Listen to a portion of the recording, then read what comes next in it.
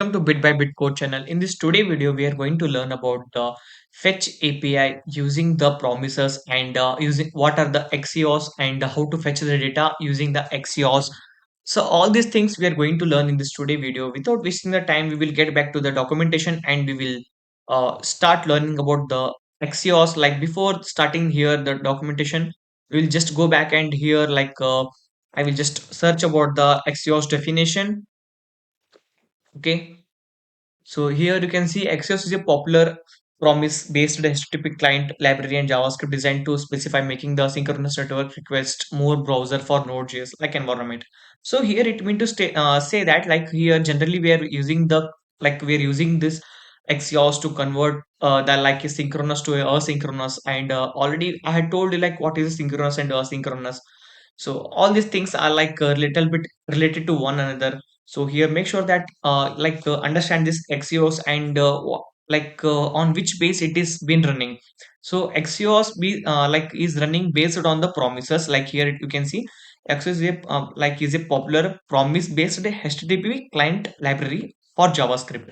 So you have got to know Axios is also using the is been based on the promise. So now we will get back to the documentation.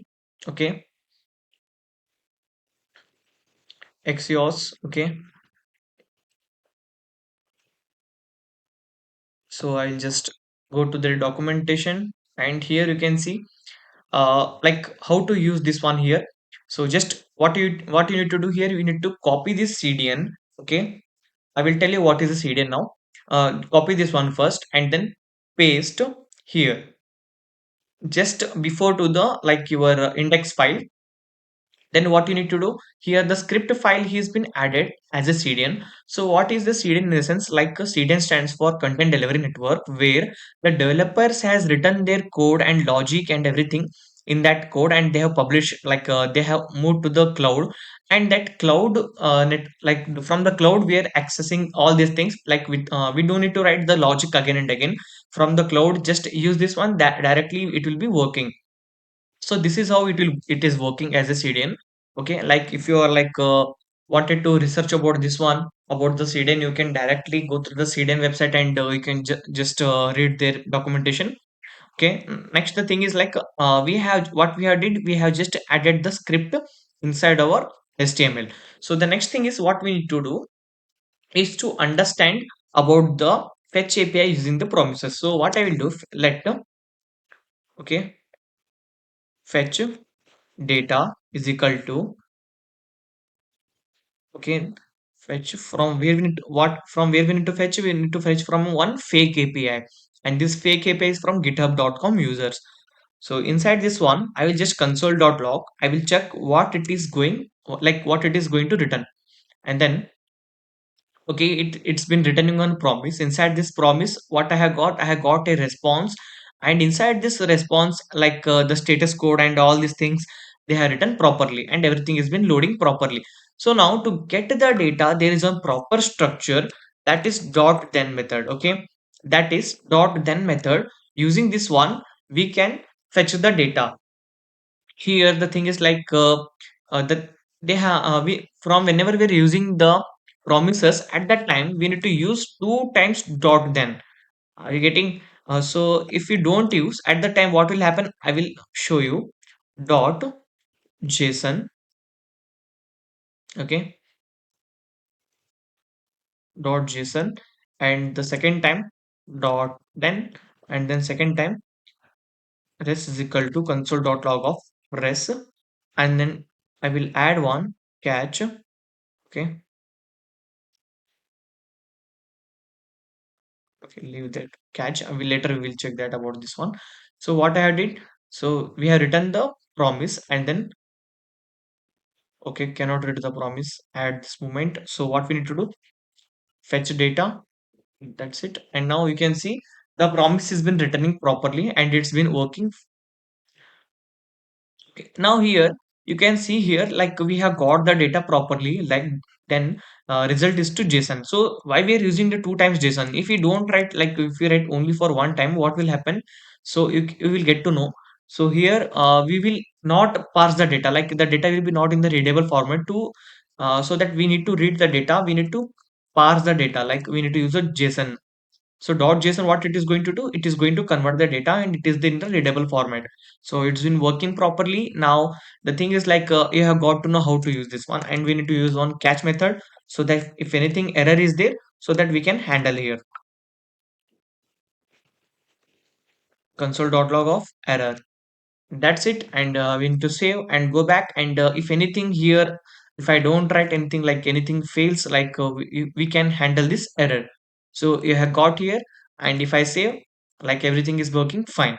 Now I have got the data and everything is working properly. So this is the like using the promises we have solved this one. Now coming to the next, we are using the Axios. Okay, so how to use this Axios in the sense, okay, just a second.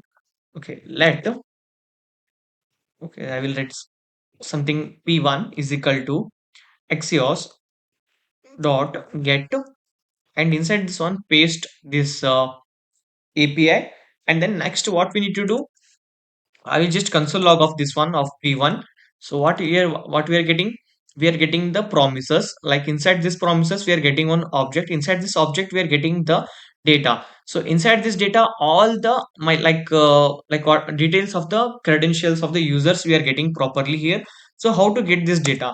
So again, we need to it is going to return the promise. So here we need to use the again promise. But here the thing is we are not going to use two times dot then. We are using only one time dot then. Okay, dot then, dot then of what I will do, res is equal to console dot log of res dot data. That's it. And if I go back, now you can see I'm getting the proper data here.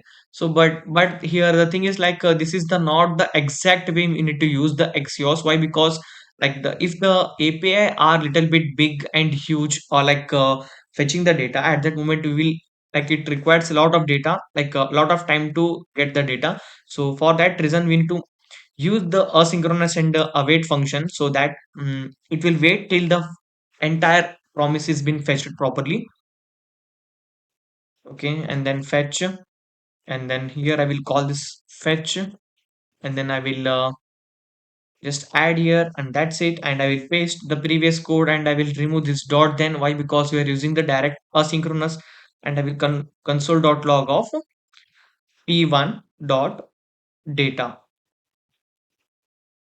Now here it will work. So here, okay, we need to use here await keyword.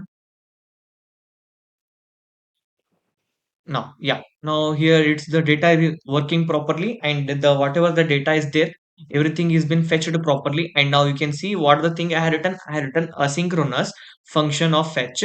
Let p1 is equal to await Axios of get console.log of p1 dot get like p1 dot data, and then call this function. And here the like whatever the data I have written, I'm getting the data properly. So this is the how we need to use the Axios, and like you can go through the Google and check about the Axios more and more, and read them properly, like the definition and how to use them. Like this is the like one small scenario I have shown for the beginners so that they can understand.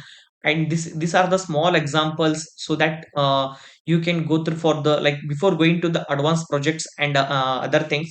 We need to know about the basics. That's the most important thing.